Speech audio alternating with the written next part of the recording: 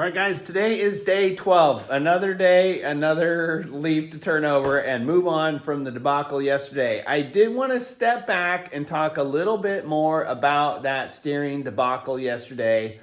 And maybe, honestly, maybe some of y'all comments can shed some light on what am I missing here on why can't I get these things right. So this is not my first sprint boat. This is not my first steering system, but for whatever reason, I think the angles of the side that this thing is coming in at is just messing with me and it's irritating. I'll show you what I have done, and then I'm going to show you the failed ones from yesterday, or the little design concepts from yesterday. But then we're going to move on. I got one small little tweak I want to do to the steering this morning, and then I want to move on to the electrical. I got to get this thing ready to start. Its first start on Friday. Benny is coming up from Oregon from Monty's Engines. Thanks you, Benny, and thank you, Monty's, for building this awesome engine. But he wants to be here. They never ran this thing on the dyno, so it's going to be the first start. So we're shooting for Friday for that. So I'm going to talk really quick about this steering, and hopefully I can get this camera angle right on what exactly is going on here, and see, I'll show you the little tweak. So here is the under the dash, and if you can kind of see that when I push down on this cable, that I don't know if you can see that, but I'm going to put another cable that's pushing down on this to get this more aligned. Not a big deal. I just feel like I needed another one. So you can see I put that vertical bracket. I originally tried going in off the side.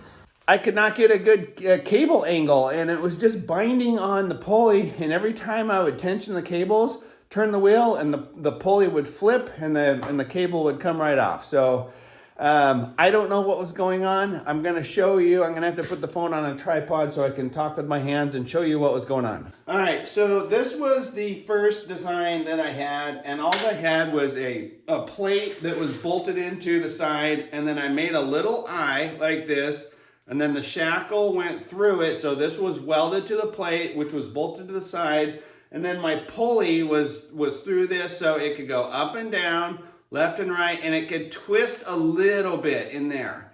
However, when you weld this angle on there, I think the twisting is what was causing it. And honestly, I don't know if the shackle wasn't seating in there right, but every time I tension it, this thing would essentially twist and tweak, and the cable would come off the pulley. So that failed. I'm not exactly sure why, because it had good rotation that way.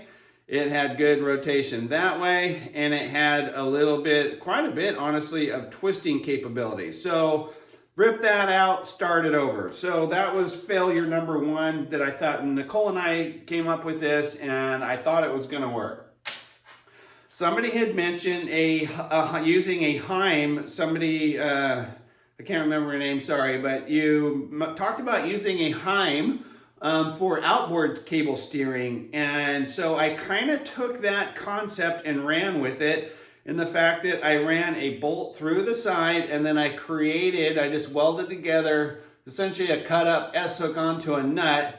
So then that screws on. Okay, so then that gives it perfect rotation. There's nothing binding about the rotation of it. Same thing, I slid the shackle through there. So now I got good up and down, good left and right, and like limitless twisting. The problem is that this thing came in on an angle from the side of the boat, and by the time you got there, like the twisting, I think, is what was causing this thing to bind up. Same exact result is that once I got that, and like I think that was the issue, is that this bolt or whatever, when I'm trying to bracket it or attach it to the side and it twists like that on an angle, it starts to bind up, and then the pulley twists and the cable comes off it. So that was, I kind of like this concept, though. It actually worked pretty good. It's the same concept as a Heim, that it's on a limitless swivel. And then I just was going to put another locking nut on there to lock it down once it got in position. So 2 failures. The third one worked because I put that vertical plate in there, and it's still not perfect alignment. I'm going to fix that today and move on to the electrical. But I just wanted to kind of backtrack and explain a little bit about why this flipping steering system has been causing me such a nightmare. Okay, we can finally put the steering to bed. I am stoked. I'm so excited. You know, the steering is one thing that if it feels just a little bit wrong, if you get the steering wheel a little bit of a wrong angle, just like the gas pedal, if the gas pedal's just not quite right, it gets in your head and then you're thinking about it and it will drive you nuts and you're not focusing on driving the track. You're thinking about, why does this steering wheel feel funny, or why is the gas pedal crooked a little bit, or whatever. So I'm happy. I had just made a couple changes right here.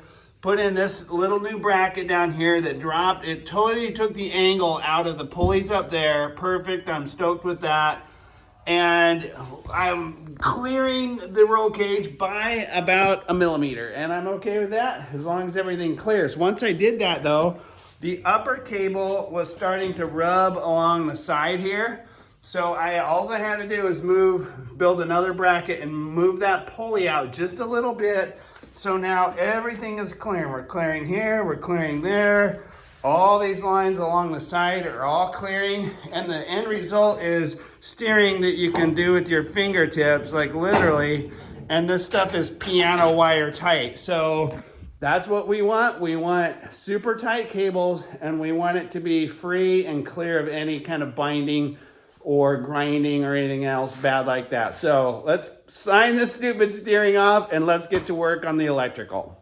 All right, guys, well, yesterday and today were kind of polar opposite each other, and I'm pretty satisfied and pretty happy with the progress I made today. I mean, essentially wired the entire boat, and the wiring is done inside the boat. The only thing I gotta do is make the terminals for the jumper battery. That takes me 10 minutes.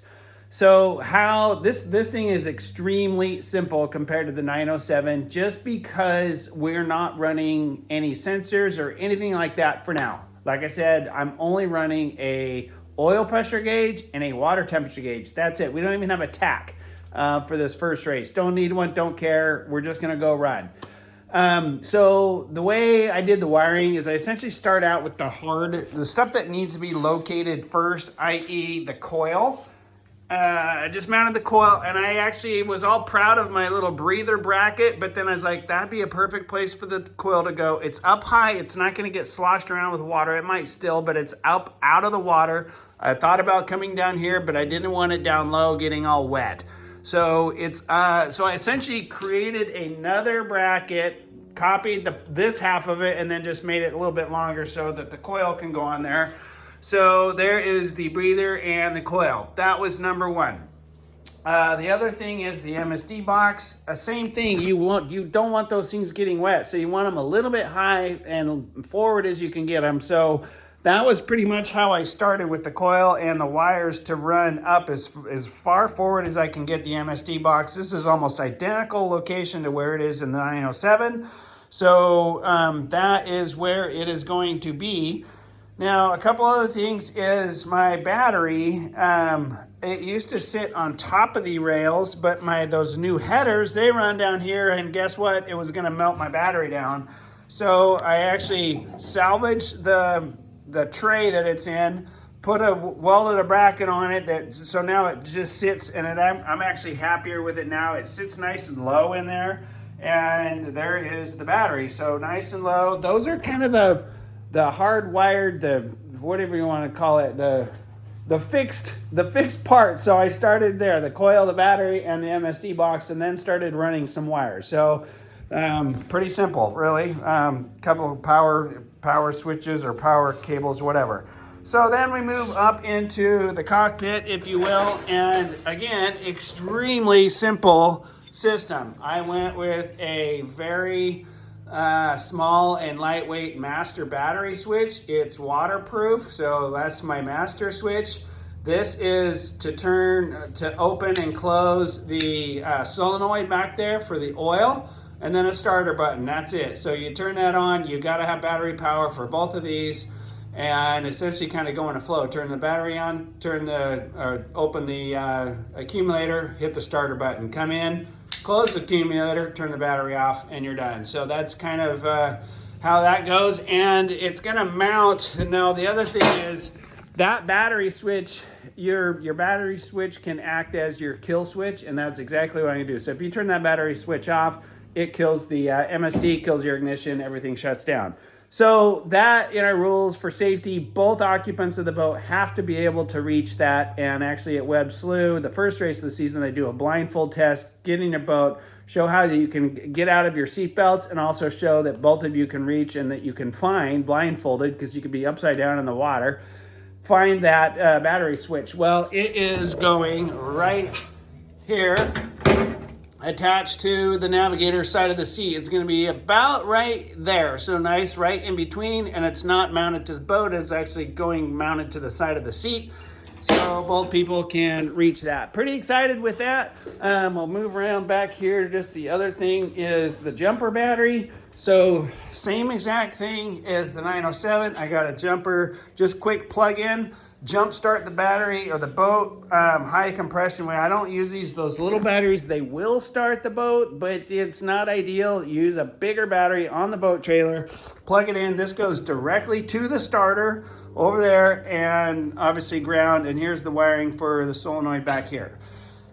What else did I do? Oh, got some Amazon parts in my A10AN. These are not the permanent ones, but they were showing kind of back ordered. So I'm like, I need a breather pretty quick. We could be using this thing for the test and tune, so I don't want to take any chances. Just got the push lock stuff, black hose, whatever, it's going to work for the breather. So that worked pretty good. It looks a little funky right now, but there's a big part missing up here, and hopefully Benny's going to bring that up on Friday. We're going to literally just bolt it in and fire this thing up. I was going to talk about something else. Feeling pretty productive. However, I think I might call it a night, but there's a small chance I'll go have dinner and come back at her because I'm feeling antsy. I'm feeling good. I want to get stuff done. But let's end this on a fun and happy note, and I wanted to do one more pseudo reveal. And that, I showed you the CRF 50 last night or yesterday, and let's show you Tina's bike. This thing is awesome. It is so cool. I think it's a 1970. See, what is it called? A CT70, the old Trail 70. This thing is sweet.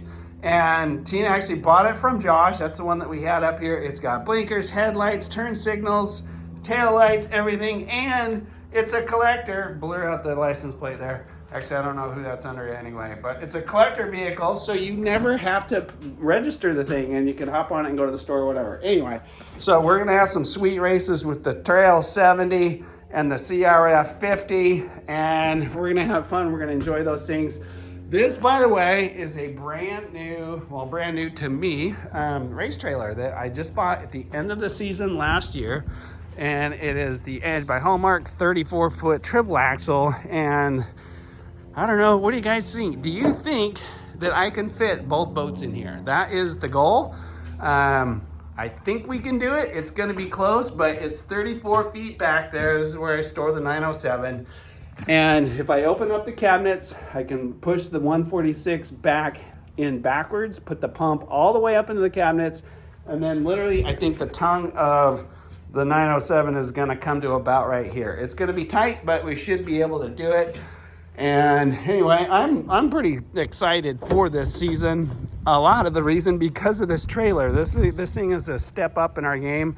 Going to be nice to have a nice, kind of a home base workshop, if you will. It's got a generator in there, and I'm going to plumb an air compressor in there, so we should have power and air at the racetrack. Pretty excited for that.